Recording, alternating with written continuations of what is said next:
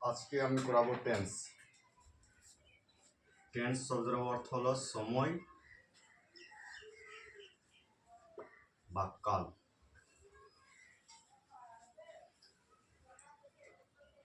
ইংরেজির ক্ষেত্রে টেন্স না করলে কিন্তু কোনো মতেই আগানো যাবে না। টেন্স না জানলে কোনো গ্রামার 1 থেকে 12 অবধি যতটা গ্রামাটিক্যাল আছে সেক্ষেত্রে আমাদের টেন্স একান্ত প্রয়োজন লাগবেই। রিয়েকশন বলো, ভয়েস চেঞ্জ বলো, এমনকি কোনো রাইটিংয়ের ক্ষেত্রে বাক্য তৈরি করতে গিয়ে টেন্স খুবই গুরুত্বপূর্ণ। নাহলে রাইটিং মুখস্থ করতে করতে সব ভুলে যায়, কিন্তু টেন্স ছাড়া আগাতে পারবে না। টেন্স থাকলে কি হয়, নিজে রাইটিং লেখা যায়, গ্রামার ধরতে ভালো হয়। এক কথা যদি বলতে যাই, টেন্স ছাড়া কোনো কিছুই ইংরেজির জগতে সম্ভব না। ইংরেজির মূল ভাণ্ডারটাই হলো টেন্স। টেন্স হলো কোনো ক্রিয়া কখন সম্পন্ন হয়েছে সেই বিষয়, অর্থাৎ এখন কি হয়েছে, পরে কি হবে, আগে কি হয়েছে, সেই জিনিসটাকেই আমরা বুঝি। টেন্স প্রধানত 3 প্রকার।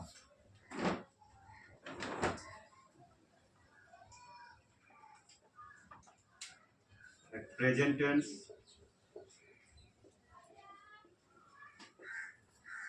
past tense, future tense।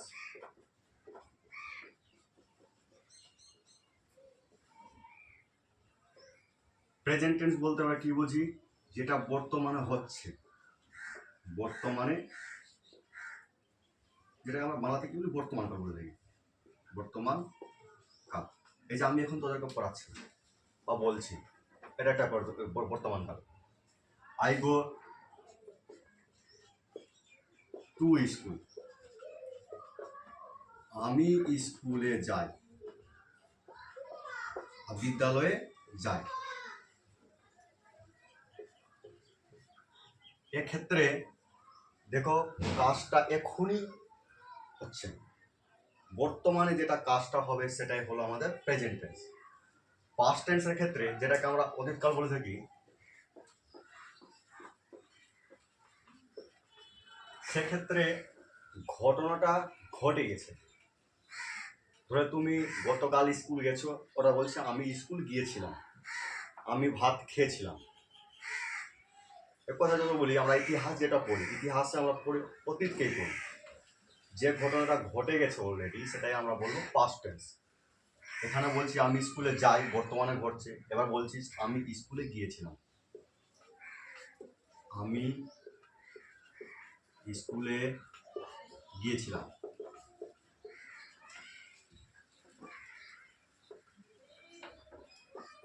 I went to school. এখানে বুঝতে পেরেছো সবাই? এবার ফিউচার টেন্সের ক্ষেত্রে বলছি আমি আগামীকাল স্কুলে যাব, সেক্ষেত্রে আমরা কি বলি, আগামীকাল যাব। সেক্ষেত্রে আমরা যেতেও পারি, নাও যেতে পারি, কাজটা সম্পন্ন হতেও পারে, নাও হতে পারে, অর্থাৎ আমরা ভবিষ্যৎকে নিয়ে এখানে বলে থাকি।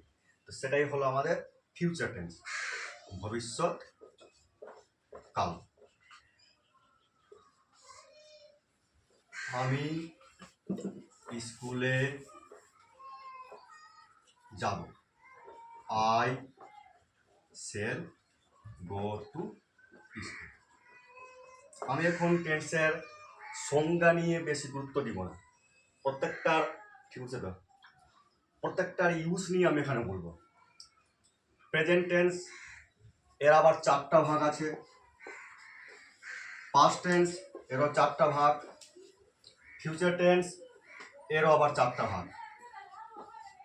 ইয়াউল ইয়াউल अभी आ गया है करके कितना जाएगा हमें कितना जाएगा कोई बहुत है तो कुछ तो बता दो क्या फिर भी कटा जाएगा ना जैसा 20 की पूरा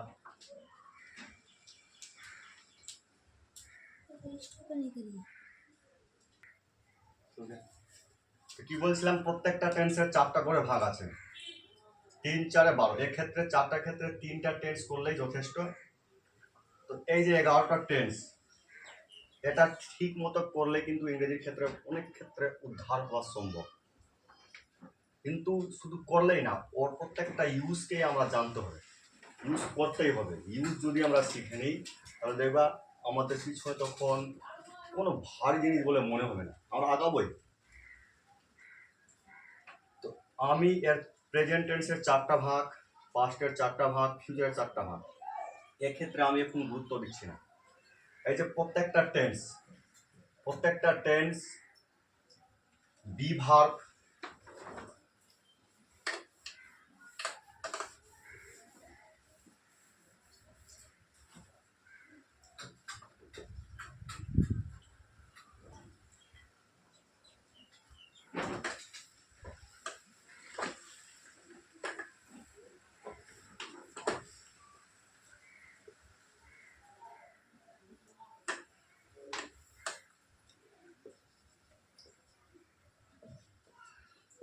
বি ভার্ব একটা মেন ভার্ব, এই দুটা ক্রিয়ার মাধ্যমে কিন্তু সম্পন্ন হবে।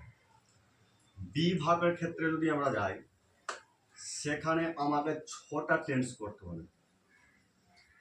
আর মেন ভার্বটা বললাম 3টায় 4টা করে, মানে 12 মধ্যে ফিউচারটা একটা বাদ দিলেও চলবে, 11 থেকে 12টা, 11 থেকে 12টা, অর্থাৎ এখানে 12, 11, 12, 6, 18, এই 17টা বা 18টা টেন্স করলে কিন্তু আমরা সব ক্ষেত্রেই আগাতে পারবো। টেন্স শিখতেই হবে, টেন্স না শিখলে কিন্তু ইংরেজি আগানো যাবেই না, কোনো মতেই আগানো যাবে না। যতই নিজেই জোর করে লাগ, কিন্তু মুখস্থ বিদ্যা করে কিছুক্ষণের জন্য আগানো যাবে, পরে কিন্তু সেটা অসুবিধা হয়ে গেল একটা। তো এখানে আমি প্রথমত বি ভার্ব নিয়ে 6টা টেন্স করাবো। প্রত্যেকটার ইউজ, নেগেটিভ, কোশ্চেন, পজিটিভ, সবটাই আমি বলবো। আমি যেখানে হাত দিয়েছি এটা আমি একটা একটা করে উদ্ধার করে প্রত্যেকটা ছাত্র মাইন্ড ক্লিয়ার করেই ছাড়ব। আগে বি ভার্বের 6টা টেন্স করাবো, তারপরে মেইন ভার্বে হাত দিব, কারণ বি ভার্বটা করলে এখানে খুবই সুবিধা হবে করতে। তো আমি ডিরেক্টলি মেইন ভার্বের ক্ষেত্রে আমি এখন যাব না। বি ভার্বের 6টা ভাগ, 6টা ভাগের মধ্যে 3টাই টেন্স আছে, প্রেজেন্ট, পাস্ট, ফিউচার। ওই প্রেজেন্ট, পাস্ট, ফিউচারের মধ্যে প্রধানত 6 টাইপের বি ভার্ব আছে, ওটাকে আমি ইউজ করতে এখানে শিখাবো। কিন্তু তার আগে টেন্সের বি ভার্ব থাকুক না মেন ভার্ব থাকুক, ওটা করানোর আগে আমি এখানে কিছু হালকা পয়েন্ট দিতে চাই। একটা নাম্বার, একটা পার্সনের ক্ষেত্রে বলতে চাই, কারণ ওখানে একটু লাগবে, ওটা নিয়ে করলে সুবিধা হবে। ব্রেক করলে কিন্তু বোঝানো সম্ভব নয়।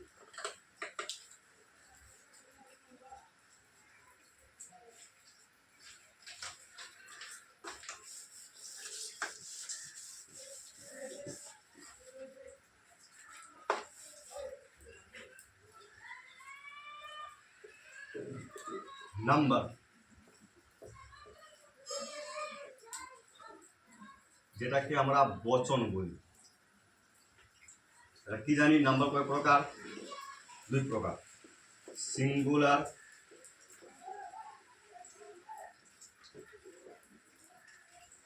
প্লুরাল। সিঙ্গুলার ক্ষেত্রে কি হয়? এক বচন, এখানে আমরা একজনকেই বুঝাবো, অর্থাৎ একটা আমি দিলাম আই, এখানে কি আমি, এটা হলো সিঙ্গুলার। প্লুরাল এখানে কি বোঝাবো? বহু বচন, একের বেশি যখন বোঝাবো তখন তাকে আমরা বহু বচন বলি।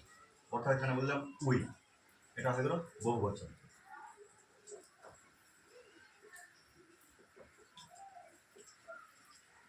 ইউ, তুমি, ইউ, তোমরা,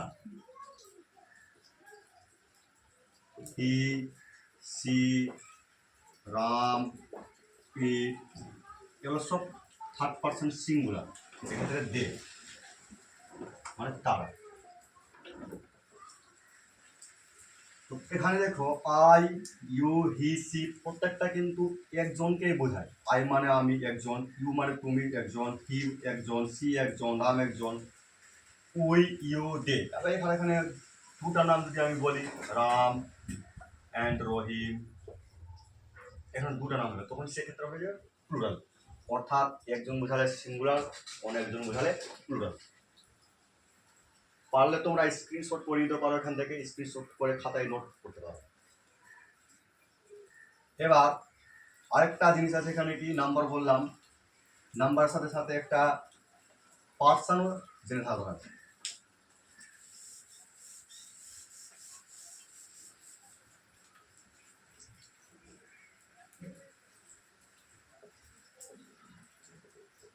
পার্সন যেটাকে আমরা বলি ব্যক্তি বা পুরুষ। পার্সন তিন প্রকার, ফার্স্ট পার্সন,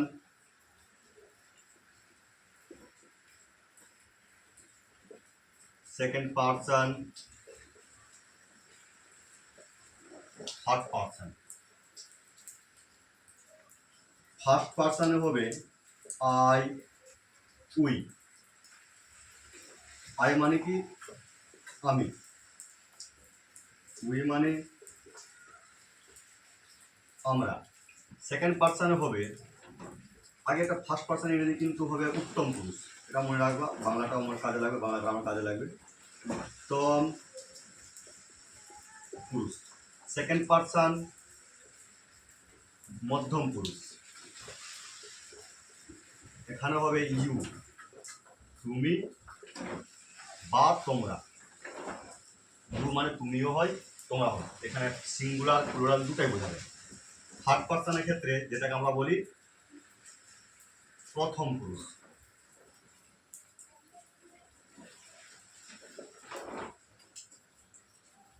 প্রথম পুরুষ হবে হি, সে, সি, এটা হচ্ছে ইট, ইহা, যে কোনো নাম, বুঝলাম, রহিম, নাম। এগুলো হলো সব থার্ড পার্সন। এবার প্লুরালের ক্ষেত্রে হয়ে যাবে দে, তারা। এগুলো সব হলো প্রথম পুরুষ বা থার্ড পার্সন। তোমরা দেখবা 5 থেকে 8-এর মধ্যে কিন্তু পার্সন নিয়ে চ্যাপ্টার আছে, বাংলা ব্যাকরণগুলো, বাংলা ব্যাকরণ থাকবেই।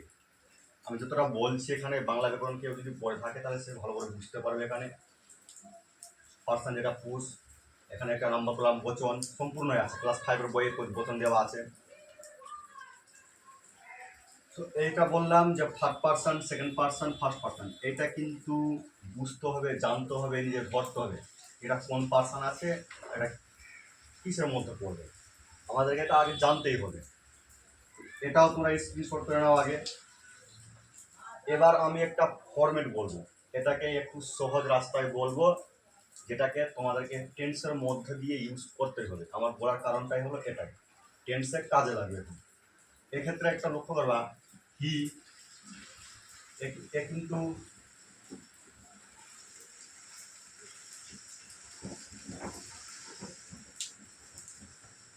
এই হিটা কিন্তু ম্যাসকিউলিন জেন্ডার, অর্থাৎ পুরুষ জাতিকে বোঝাবে। আর সিটা হলো, সি মানে হচ্ছে, তাদের পার্থক্যটা হলো কি, এটা ফেমিনিন জেন্ডার, অর্থাৎ স্ত্রী জাতিকে বোঝাবে। তো এখানে একটা মনে রাখবা, মেয়েদেরকেও যদি বোঝাই, জেন্ডার এটা আমরা বলি, জেন্ডারের ক্ষেত্রে যদি আমি মেয়েদেরকে বোঝাই তাহলে সি বসাবো, সেটা মানে হচ্ছে ম্যাসকিউলিন। যদি বোঝাই তাহলে সে বোঝাবো, হি বসাবো, তার মানে হচ্ছে স্ত্রী, একটা পুরুষের ক্ষেত্রে দুটার মানে সেম, জাস্ট জেন্ডার নিয়ে এখানে ফারাক আছে।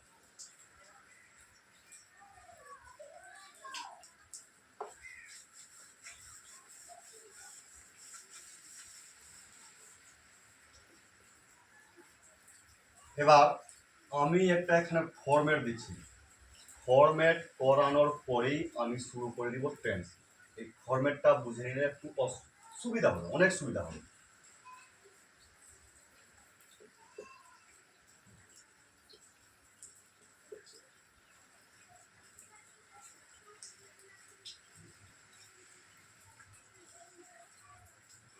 সিঙ্গুলার,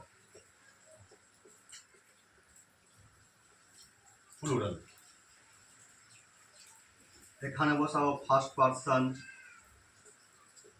ফার্স্ট লিখে আমি সংক্ষেপে পি লিখে দিলাম।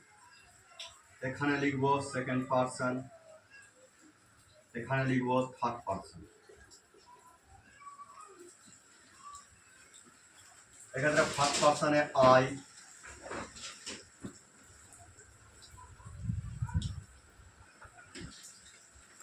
এর মানে আমি,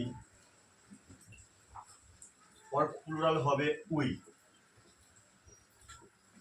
আমরা। এখানে সেকেন্ড পার্সন ইউ, তুমি, আর প্লুরাল হবে ইউ, তোমরা। এখানে হি, সি, ইট, রহিম, এর প্রত্যেকটা প্লুরাল হবে দে, তারা। হি সি বললাম, এখন হি মানে সে, সি মানে ও, সে, ইট মানে ইহা। এই ফরম্যাটটা আগে লক্ষ্য করবা। সিঙ্গুলার, ফার্স্ট পার্সন সিঙ্গুলার হলো আই, ফার্স্ট পার্সন প্লুরাল হলো উই, থার্ড পার্সন সিঙ্গুলার হলো হি, সি, ইট, রাম, রহিম, ওটা হলো দে। এখানে নিজেকে এদিক থেকে ওদিক কনভার্ট করার চেষ্টা করবা, বুঝতে হবে কোনটা সেকেন্ড পার্সন আছে, কোনটা প্লুরাল আছে, কোনটা সিঙ্গুলার আছে। এটার ওপর মধ্যে দিয়ে এই গঠনটাকে নিয়েই আমি সবটা টেন্স এখানে বুঝাবো।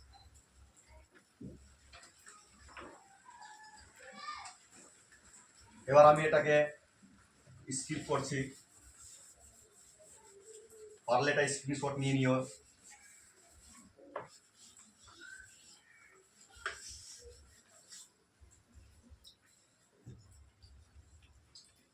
এখানে আমি চলে আসছি এবার প্রেজেন্ট টেন্স। প্রেজেন্ট টেন্স পুরোই মিটিয়ে দিচ্ছি আমি।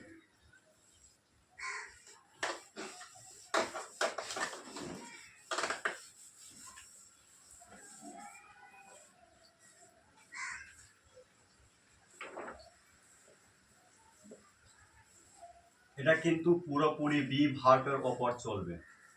বি ভার্ব একটা দিলাম প্রেজেন্ট,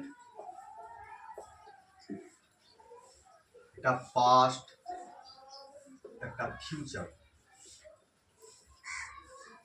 দেখো তোমরা কেউ কনফিউশন হবে না যে এখান থেকে করতে করতে আবার আলাদা কিছু করাবো বা আমার মনে মতো হচ্ছে না, করে ধৈর্য ধরে আমার যেটা লাইন চলবে ওটাতে চলো, লাইনে নিয়ে আসবোই। এখন হয়তো খারাপ লাগতে হবে কি এখান থেকে নাম্বার করে দিল, পার্সেন্ট করে দিল, কিন্তু টেন্স জানার আগে ওগুলো কিছু একটু ধারণা থাকা দরকার। এটা আমি বলে দিলাম, এখন হয়তো তোমরা পরবর্তীকালে একটু সুবিধা পাবে বুঝতে। প্রেজেন্ট টেন্সে এম, ইজ, আর এর মানে হয় বা হোক, হয় বা হোক। পাস্ট টেন্সের ক্ষেত্রে বি ভার্ব হয় ওয়াজ, এর, ছিল বা ছিলে বা ছিলাম। ফিউচার টেন্সের ক্ষেত্রে shall be, will be, হব বা হবে।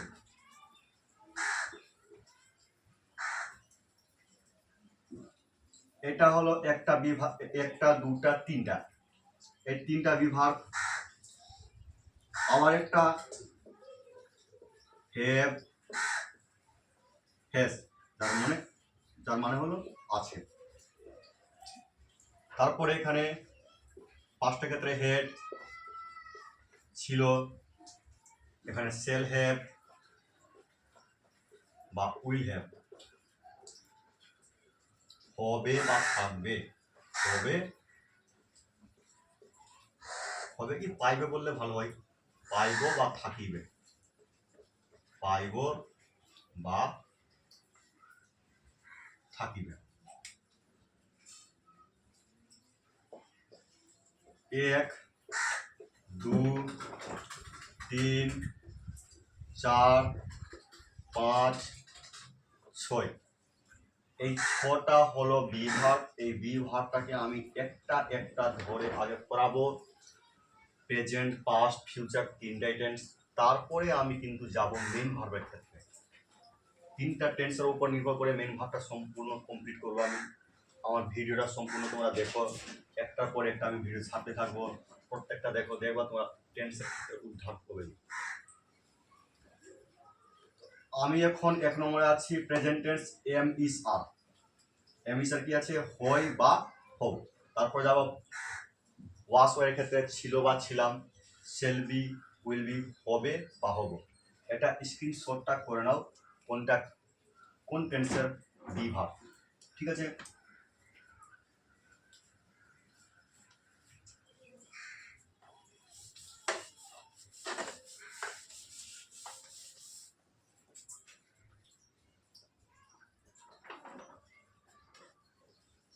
আমি চলে আসলাম present tense.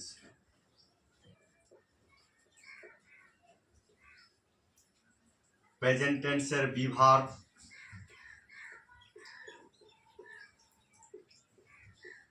Am is R.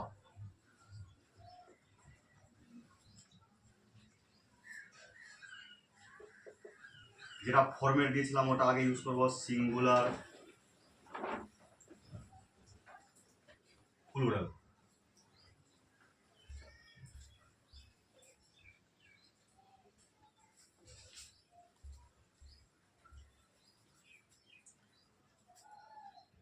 Singular first person এখানে ছিল আই,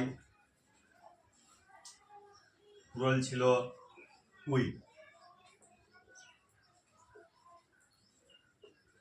সেকেন্ড পারসন ইউ, এখানে ছিল you. Third person he, she, it, Ram. প্লুরালটা হবে দে। এবার এম ইজ আর, এখানে আমি বসাবো আই এম, এর মানে হয় আমি হই।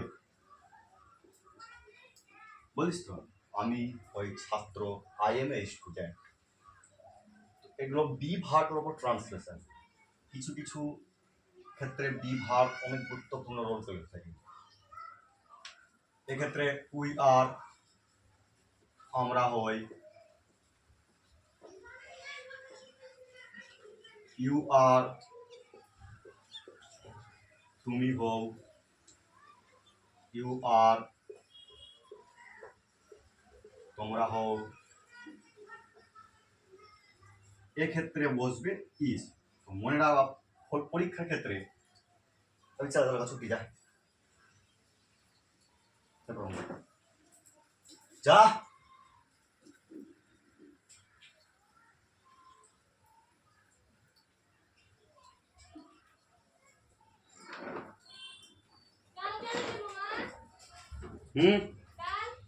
কাল নিয়ে তোলা পারছো তো, চালাবি, যাবি, যা ঝগড়া আজ ঝগড়া আর কখন যাবি?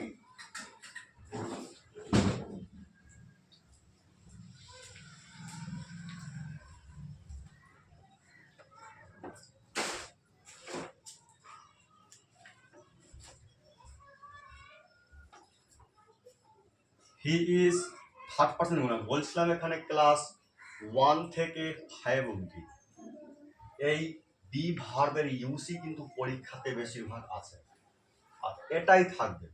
এম ইজ আর এর ইউজ, ওয়াস এর use, have has, shall be, will be, এটাই ইউজ করতে হবে। তো আমি যেটা এখন বি ভার্ব করাচ্ছি মাস্ট 1 থেকে 5 লাগবেই কাজে। 1 থেকে 5 এর স্টুডেন্টদেরকে বলছি বি ভার্বটা তাদেরই জন্য আছে, লাগবেই। এবার তোমরা ভেবেলা বলছি স্যার 1 থেকে 5 বলছে, কিন্তু মনে রাখবা এবার 5 থেকে কিন্তু 8 অবধি তোমাদের সরকারি স্কুলের বইয়ে টেন্সের সিলেবাস দেওয়া আছে। এটা কি ভালো করে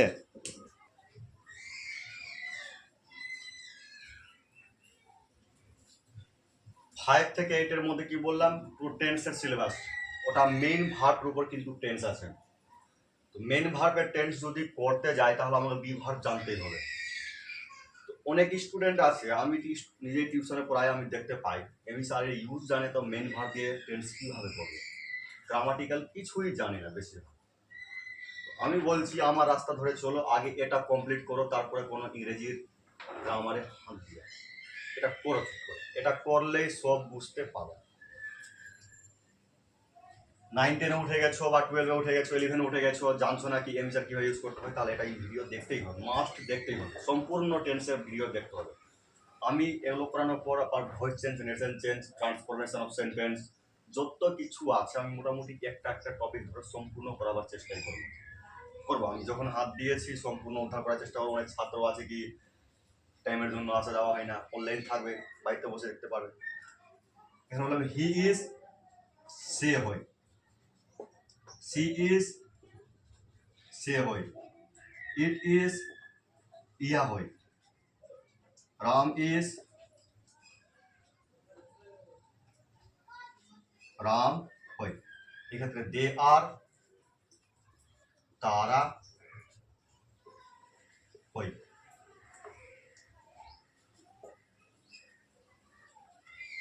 এক্ষেত্রে যদি বলো কি স্যার এটা এম কেন হলো আর কেন, এক্ষেত্রে কোনো কোশ্চিন এখানে উঠানো যাবে না।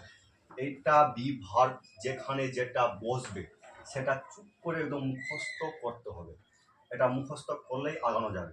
তো আমি যদি বলি আমি হয়ে গেছি কি আই এম, তোমার পরীক্ষা দিয়ে দিল ইউ দিলাম, ইউ এর পর কি বসবে, এম ইসার কোনটা বসবে, তখন বলতে হবে ইউ এর পর আর বসবে। ঠিক আছে, এটা স্ক্রিনশট নিয়ে নাও ভালো করে, আমি একটু সরে আছি।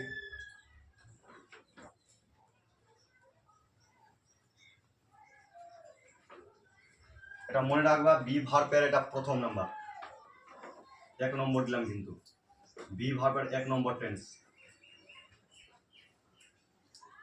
নেক্সট ডে বি ভার্বের 2 নম্বর করাবো, কিন্তু আমি তার আগে এই যে বি ভার্ব করালাম আমি হই, এর আগে আমি কিছু নেগেটিভ, পজিটিভ কোয়েশ্চিন, 3টা টাইপের কোয়েশ্চিনকে আমি এখানে অ্যানালাইজ করতে যাই।